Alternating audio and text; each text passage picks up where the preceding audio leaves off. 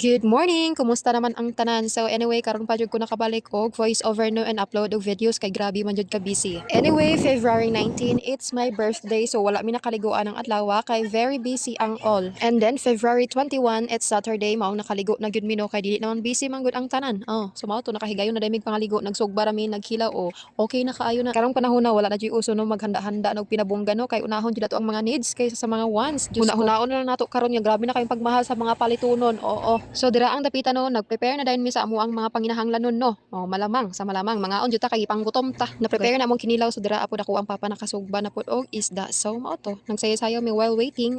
Di ba? Kinilaw og sinugba among tirada bay lami kaayo na jud walay makatupong sa kalami. Di ba? Prepare na kaayo. Unya unsa pa may buhaton?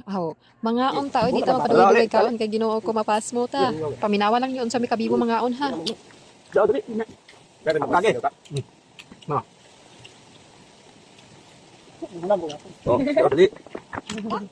Kay lagi busog na unsa pa matong buhaton no, mga tulog ta, maghigda ta, magpahuway ta. So maura to, that's it for today's video. Bye bye.